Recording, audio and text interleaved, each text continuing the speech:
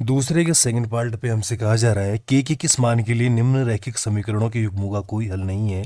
रैखिक समीकरण युग्म का जो पहला समीकरण हमें दिया गया है 3x plus Y equal to 1 और दूसरा समीकरण दिया गया है 2k minus 1 into x plus k minus 1 into y equal to 2k plus 1। तो पहले लिखेंगे उपरोक्त दिए गए रैखिक समीकरण युग्म से।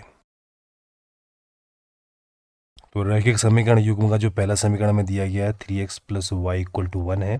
बराबर के बाद जो 1 है इसको एलएचएस में ले आते हैं ताकि ये मानक रूप में आ जाए। तो 3x plus Y minus 1 equal to 0 समीकरण नंबर 1। इसी प्रकार जो दूसरा समीकरण उसे लिखेंगे तथा 2k minus 1 into x plus k minus 1 into y equal to 2k plus 1।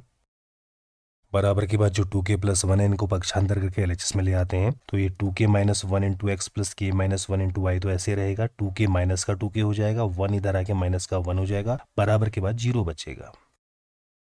समीकरण नंबर 2 इसे मान लेंगे। अब दोनों ही समीकरण मानक रूप में आ चुकी हैं। मानक रूप में इसलिए बदला क्योंकि इस बार कहा गया है कि निम्न रैखिक समीकरणों के युग्मों का कोई हल नहीं है। और कोई हल नहीं है अगर सवाल पे कह रहा है तो इसका मतलब a1 अपॉन a2 बराबर b1 अपॉन b2 बराबर नहीं है c1 अपॉन c2 के। तो इसलिए हमने a1 b1 c1 a2 b2 c2 के मान निकाल के रखने पड़ेंगे। a1 अपॉन a2 बराबर b1 upon b2 does not equal to c1 upon c2 में। तो इसलिए a1 b1 c1 और a2 b2 c2 की वैल्यू निकालने के लिए मानक रूप में होना बहुत जरूरी है। तो समीकरण नंबर 1 की हम तुलना करेंगे a1x plus b1y plus c1 बराबर 0 तथा हम समीकरण नंबर 2 की तुलना करेंगे a2x plus b2y plus c2 बराबर 0 से।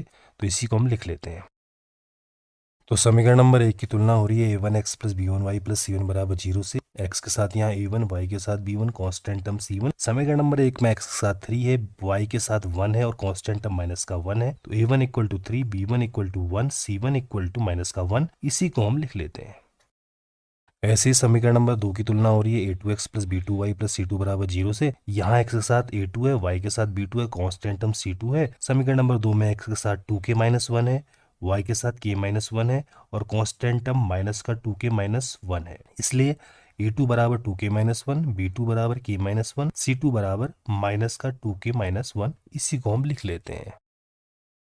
सवाल पे कहा गया था निम्न रैखिक समीकरणों के युग्म का कोई हल नहीं है। तो इसी को हम भाषा बना के लिखेंगे चूंकि उपरोक्त रैखिक समीकरण युग्म का कोई हल नहीं है, अतः a1 अपॉन a2 बराबर b1 अपॉन b2 बराबर नहीं है c1 अपॉन c2।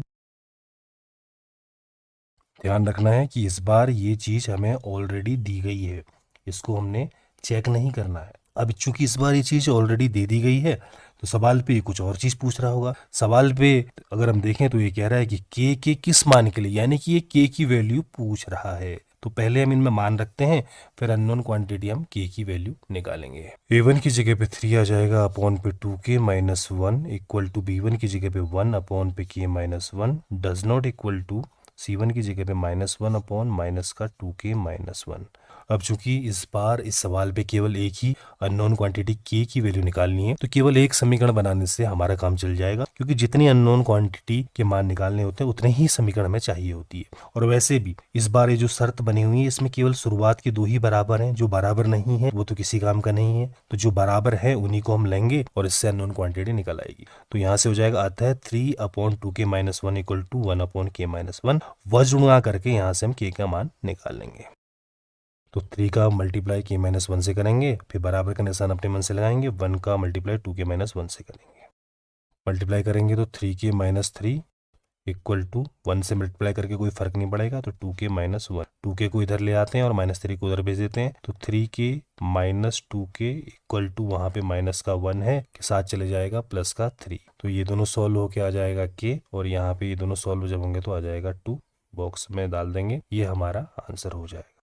उत्तर की जांच करना चाहते हैं, क्योंकि इस बार तो कोई मेन समीकरण बनी नहीं है। जो ऊपर की समीकरण नंबर 1 और जो 2 है इसमें तो x और y भी आ रहे हैं। तो यहाँ पे हम चेक करके देख सकते हैं कि क्या ये वैल्यू सही है। तो एलएचएस देख निकालते हैं पहले। 3 अपॉन 2 इंटू 2 माइनस 1, तो अपॉन में हो जाएगा 2 इंटू 2 यानी कि 4 माइनस 1 यानी कि 3, ऊपर भी 3 नीचे भी 3 तो आ जाएगा 1। अब हम निकालते हैं आरएचएस। तो 1 अपॉन के की जगह पे 2 रखेंगे तो 2 यहाँ पे आगे माइनस 1 है तो ओवरऑल जो हर में 1 बच जाएगा और ऊपर भी 1 है तो ये क्वांटिटी भी भाग देने के बाद 1 आ जाएगी। तो एलएचएस भी 1 आया, आरएचएस भी 1 आया। इसका मतलब जो आंसर आ रहा है बिल्कुल सही आ रहा है।